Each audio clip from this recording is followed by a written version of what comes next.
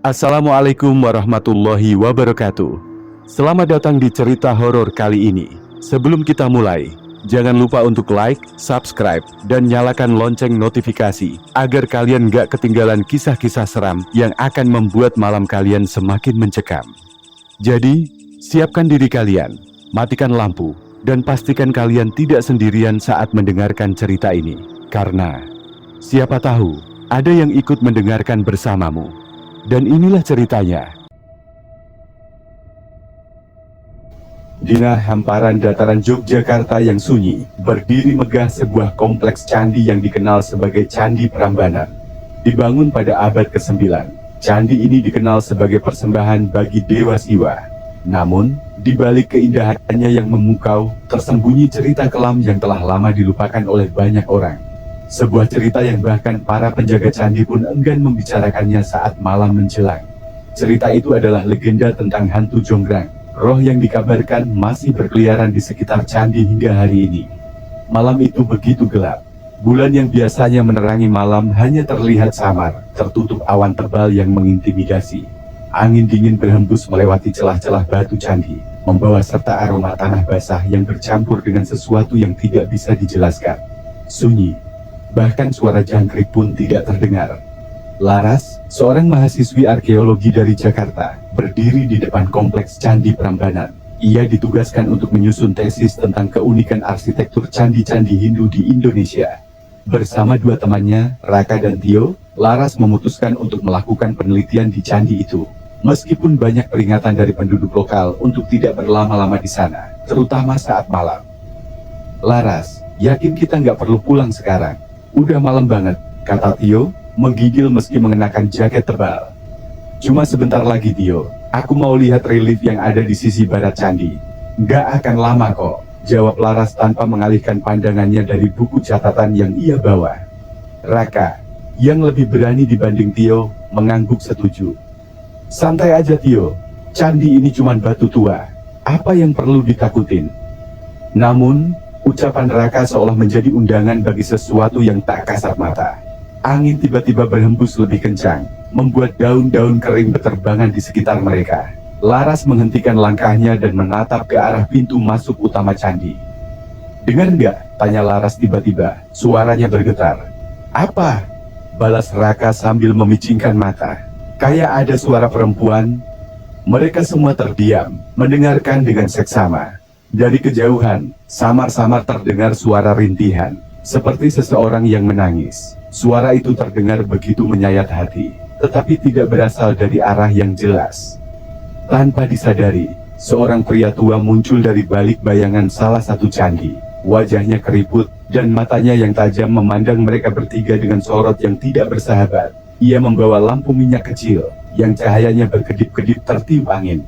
Kalian anak-anak kota ya? Tanya pria itu dengan suara parau. Iya pak, kami dari Universitas di Jakarta, sedang penelitian, jawab Laras sopan. Pria tua itu menggeleng pelan.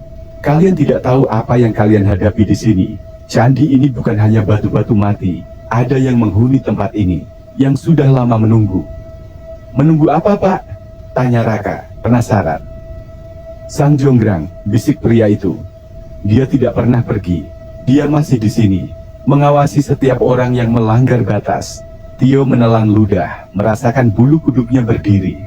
Jonggrang? Maksud Bapak Roro Jonggrang? Pria tua itu tidak menjawab. Sebagai gantinya, ia menunjuk ke arah candi utama, tempat arca Dewi Durga berdiri megah di tengah ruangan. Jika kalian ingin tahu, pergilah ke sana. Tapi ingat, jangan bicara sembarangan, dan jangan menatap matanya terlalu lama. Setelah mengatakan itu, pria tua itu berbalik dan menghilang ke dalam kegelapan, seolah ia tidak pernah ada. Mereka bertiga saling pandang, merasa ragu untuk melanjutkan. Namun, rasa penasaran Laras terlalu besar untuk diabaikan. Ia melangkah menuju candi utama, diikuti oleh Raka dan Tio yang enggan, namun tidak ingin meninggalkannya sendirian. Begitu masuk ke dalam ruangan candi, suasana terasa jauh lebih dingin dibandingkan di luar.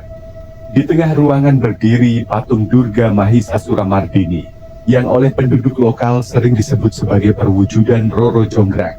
Laras mendekati patung itu dengan hati-hati, memperhatikan setiap detail reliefnya.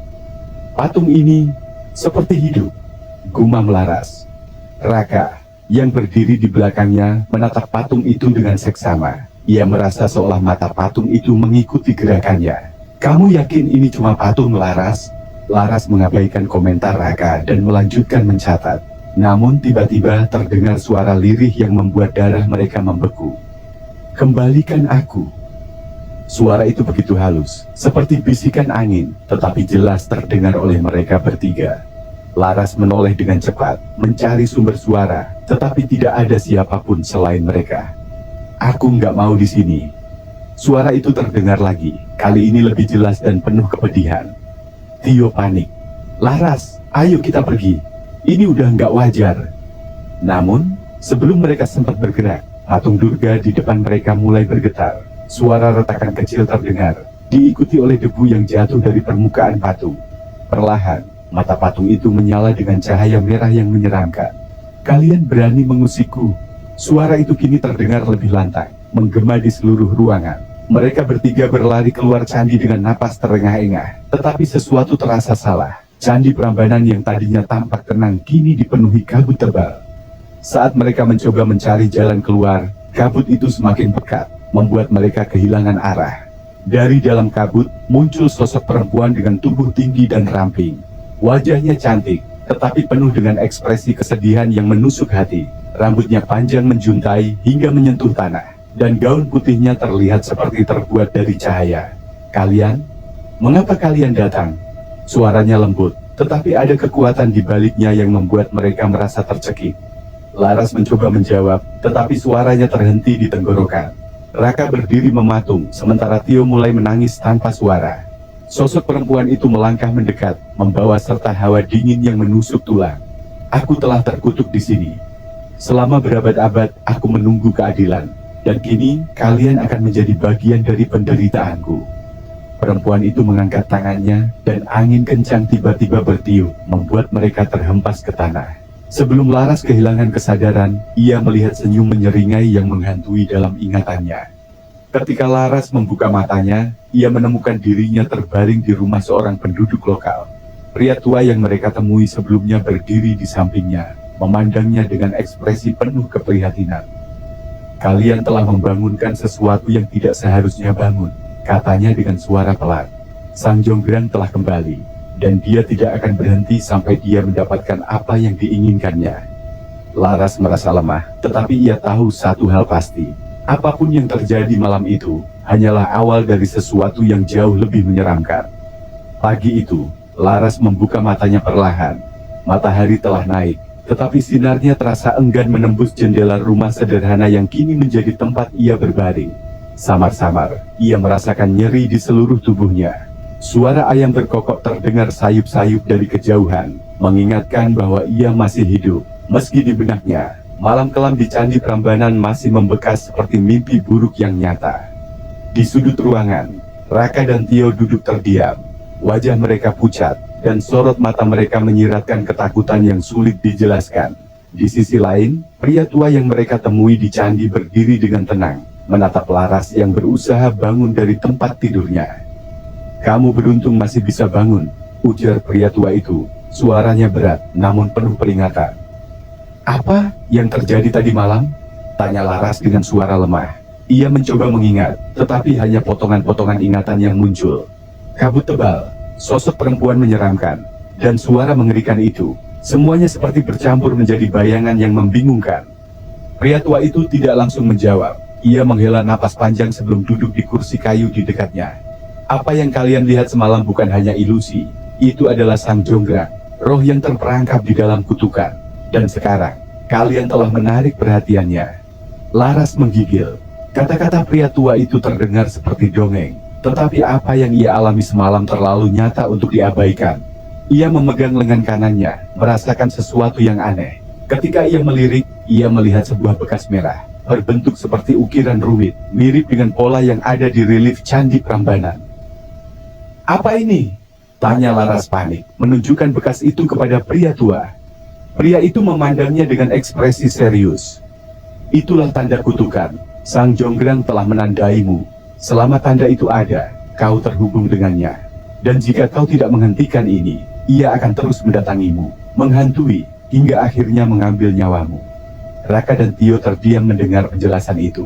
Tio, yang sejak tadi berusaha menenangkan dirinya, tiba-tiba bangkit dari kursinya. "Kita nggak bisa terus di sini, Pak. Kita harus pergi jauh dari tempat ini, sekarang juga." Pria tua itu hanya menggeleng pelan. Lari tidak akan menyelesaikan apa-apa. Kutukan itu tidak peduli di mana kalian berada. Satu-satunya cara untuk menghentikan ini adalah dengan menghadapi Sang Jonggrang sendiri dan membebaskannya dari penderitaannya. Laras termencerna semua yang baru saja ia dengar. "Maksud Bapak, membebaskannya? Bagaimana caranya? Apa yang sebenarnya dia inginkan?" Pria tua itu memejamkan matanya sejenak, seolah mencoba mengingat sesuatu yang telah lama terkubur. Dahulu Sang Jonggrang dikutuk oleh seorang pria yang sangat mencintainya. Tapi cinta itu berakhir dengan pengkhianatan dan dendam. Kutukan itulah yang membuat rohnya terperangkap di Candi Prambanan. Ia mencari keadilan, tetapi tak ada yang bisa memberikannya. Sekarang ia mendekatkan dirinya pada orang-orang yang berani mengusik tidurnya.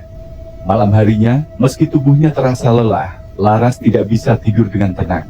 Suara angin yang berhembus di luar jendela terdengar seperti bisikan lirih, memanggil namanya. Ia mencoba mengabaikannya, tetapi semakin lama suara itu semakin jelas. Hingga akhirnya ia melihat sesuatu di sudut kamarnya. Bayangan seorang perempuan berdiri di sana. Sosoknya samar namun penuh dengan aura kehadiran yang menyesakan. Wajahnya tersembunyi di balik rambut panjang yang kusut, tetapi Laras tahu siapa dia. "Sang Jonggrang," bisik Laras, tubuhnya kaku karena ketakutan. Sosok itu tidak bergerak, tetapi bayangannya perlahan mendekat. Seolah-olah ia meluncur tanpa kaki. Laras mencoba berteriak, tetapi suaranya tercekat. Ia hanya bisa menatap dengan geri saat perempuan itu berbisik, "Kembalikan apa yang menjadi milikku." Seketika, Laras terbangun.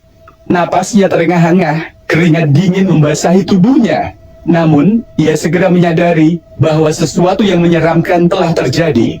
Di meja kecil di dekat tempat tidurnya, ada sebuah ukiran batu kecil, mirip dengan arca yang dilihatnya di candi. Ia yakin benda itu tidak ada sebelumnya. Keesokan harinya, Laras menunjukkan batu kecil itu kepada pria tua. Mata pria itu membelalak ketika melihatnya. Ini adalah bagian dari arca yang hilang bertahun-tahun lalu," katanya. Suaranya gemetar. "Bagian dari arca? Apa maksud Bapak?" tanya Raka yang ikut melihat benda itu. "Dulu saat candi ini mulai dipugar, salah satu arca utama, arca Durga yang disebut sebagai Sang Jonggrang, mengalami kerusakan. Salah satu bagiannya hilang, dan sampai sekarang tidak pernah ditemukan. Tapi bagaimana bisa benda ini ada di sini?" Laras merasa kepalanya berputar. Ia tidak tahu bagaimana batu itu bisa muncul, tetapi ia yakin bahwa itu bukanlah kebetulan. Mungkin ini petunjuk. Mungkin dia ingin kita mengembalikan ini ke tempatnya. Pria tua itu mengangguk, meski ragu. "Mungkin saja. Tapi jika kalian benar-benar ingin mencoba, kalian harus bersiap. Mengembalikan benda ini ke tempatnya tidak akan mudah. Sang Jonggrang tidak akan membiarkan kalian pergi begitu saja." Malam itu, mereka bertiga memutuskan untuk kembali ke Candi Prambanan. Meski rasa takut masih menghantui, Laras tahu bahwa ia tidak bisa mengabaikan ini. Dengan batu kecil di tangannya, ia melangkah menuju candi utama, ditemani oleh Raka dan Tio. Sesampainya di sana, suasana terasa jauh lebih menyeramkan dibandingkan sebelumnya. Angin berhembus kencang, membawa aroma bunga yang layu. Candi utama tampak megah, namun mencekam, seperti monster yang sedang menunggu mereka masuk ke dalam perutnya. "Apakah kita benar-benar harus melakukan ini?" tanya Tio, suaranya bergetar.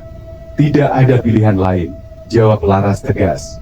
"Kalau kita tidak melakukannya, dia akan terus mengejar kita." Dengan hati-hati, mereka memasuki ruangan candi utama. Patung Durga yang berdiri di tengah ruangan tampak lebih menyeramkan dibanding sebelumnya. Cahaya bulan yang masuk melalui celah-celah batu membuat bayangan patung itu terlihat seperti hidup. Laras mendekati patung itu, memegang batu kecil di tangannya. Namun, sebelum ia sempat mendekatkannya ke patung, ruangan itu tiba-tiba bergetar.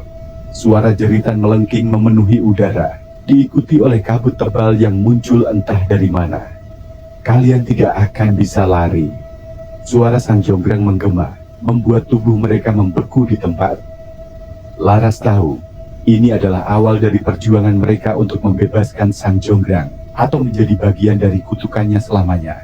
Ruangan candi utama dipenuhi kabut tebal, aroma bunga kenanga yang busuk menusuk hidung, dan jeritan Sang Jonggrang menggema di setiap sudut. Laras menggenggam batu kecil itu erat-erat, sementara Tio dan Raka berdiri mematuhinya. Mereka bertiga tahu bahwa langkah ini adalah titik tanpa kembali. Selesaikan ini Laras, seru Tio dengan suara gemetar. Dengan tangan bergetar, Laras mendekatkan batu kecil itu ke patung Durga. Namun, sebelum ia sempat menyentuhnya, sosok Sang Jonggrang muncul di depan mereka. Tubuhnya melayang, rambut panjangnya seperti ular yang hidup, melayang liar di udara. Matanya yang bersinar merah menusuk jiwa mereka, membuat mereka hampir lumpuh karena ketakutan. "Berhenti!" teriak Sang Jonggrang, suaranya bergema bagai ribuan jiwa yang menangis. "Kalian tidak mengerti penderitaanku." Laras menelan ludah. "Kami tidak ingin melawanmu. Kami hanya ingin mengakhiri kutukan ini. Apa yang sebenarnya kau inginkan, Jonggrang?" Sang Jonggrang menatap Laras dengan tajam, tetapi ekspresi wajahnya perlahan berubah. Amarah di matanya memudar, digantikan oleh kesedihan yang mendalam. Ia menurunkan tangannya, dan kabut di sekitar mereka mulai mereda. "Aku tidak ingin kutukan ini," katanya. Suaranya kini penuh kepedihan. "Aku hanya ingin keadilan. Aku tidak ingin menjadi batu. Aku ingin bebas, tapi dendam telah mengikatku di sini selama berabad-abad." Sang Jonggrang melayang turun, dan wujudnya berubah. Dari sosok yang menyeramkan, ia kini tampak lebih seperti manusia. Seorang perempuan muda yang cantik namun penuh kesedihan. Ia mulai menceritakan kisahnya, sebuah cerita yang telah terkubur selama berabad-abad. "Dulu aku hanyalah seorang gadis biasa. Aku hidup dalam keheningan di istana ayahku, Prabu Baka. Hingga suatu hari, seorang pria bernama Bandung Bondowoso datang dengan pasukan dan kehancuran. Ia menghancurkan segalanya, membunuh keluargaku. Dan saat aku memohon belas kasih, ia malah ingin menjadikanku istrinya." Laras mendengarkan dengan saksama, matanya berkaca-kaca mendengar cerita Sang Jonggrang. "Aku tidak mencintainya, tetapi aku tidak bisa menolak. Aku meminta satu syarat, 1000 candi dalam semalam. Kupikir, itu tidak mungkin ia lakukan. Tapi aku salah." Sang Jonggrang menundukkan kepala, suaranya bergetar. "Ketika aku tahu ia hampir berhasil, aku menggunakan siasat. Aku meminta para pelayanku menumbuk padi dan membakar jerami, membuat ayam berkokok sebelum fajar. Bandung Bondowoso gagal. Ia marah dan mengutukku menjadi batu. Tapi, Laras, dendam itu lebih berat dari batu. Aku ingin bebas. Aku ingin pulang." Laras merasakan keputusasaan Sang Jonggrang. Ia memandang batu kecil di tangannya, lalu menatap patung Durga. "Kalau begitu, kalau kami mengembalikan ini ke tempatnya, apakah kau akan bebas?" Sang Jonggrang mengangguk pelan. "Tapi aku butuh sesuatu lagi. Sesuatu yang hanya bisa diberikan oleh kalian." "Apa itu?" tanya Raka, yang sejak tadi terdiam. Sang Jonggrang mendekati mereka, matanya menatap langsung ke Laras. "Jiwamu." Tio langsung melangkah mundur. "Apa? Tidak mungkin. Laras, kita nggak bisa melakukan ini." Laras terdiam. Dalam hati kecilnya, ia sudah tahu bahwa ini adalah harga yang harus dibayar. Sang Jonggrang tidak bisa bebas tanpa pengorbanan. Ia memejamkan mata, mencoba menenangkan hatinya. "Kalau itu yang dibutuhkan untuk menghentikan kutukan ini, aku akan melakukannya," ujar Laras akhirnya. "Laras enggak, pikirkan lagi," seru Raka, tetapi Laras hanya menggeleng. "Aku harus, Raka. Kalau tidak, ini tidak akan pernah selesai. Dan kalian akan terus dihantui." Laras mendekat ke patung Durga. Ia menempatkan batu kecil itu ke tempatnya, di salah satu bagian arca yang kosong. Begitu batu itu menyatu, patung Durga bersinar terang, memancarkan cahaya keemasan yang memenuhi ruangan. Sang Jonggrang melayang mendekat, wajahnya penuh kelegaan. "Terima kasih," bisiknya. Seketika tubuh Laras terasa ringan. Ia merasakan sesuatu yang hangat mengalir melalui dirinya, seolah-olah sebagian dari jiwanya terserap oleh patung itu.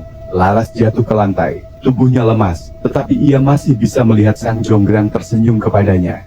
"Aku bebas," ujar Sang Jonggrang. Sosoknya perlahan menghilang, larut bersama cahaya yang memenuhi ruangan. Ketika semuanya berakhir, ruangan candi kembali sunyi. Raka dan Tio segera mendekati Laras, membantu gadis itu bangun. Meski lelah, Laras tersenyum. Ia tahu bahwa ia telah melakukan hal yang benar. Ketiganya keluar dari candi. Langit malam tampak lebih cerah, dan angin yang berhembus terasa hangat, seolah membawa pesan kedamaian dari Sang Jonggrang. "Apakah semuanya benar-benar selesai?" tanya Tio, masih merasa cemas. "Ya," jawab Laras dengan suara lemah. "Dia sudah bebas, dan kutukan itu sudah berakhir." Namun, di sudut pikirannya, Laras tahu bahwa ia telah meninggalkan sebagian dari dirinya di Candi Prambanan. Sebagian jiwa yang akan selalu terikat dengan tempat itu, seperti kenangan yang tidak pernah benar-benar hilang. Dan meskipun Sang Jonggrang telah bebas, bayangannya tetap menjadi bagian dari sejarah kelam candi itu, mengingatkan semua orang akan kisah cinta, dendam, dan pengorbanan yang tak pernah usai.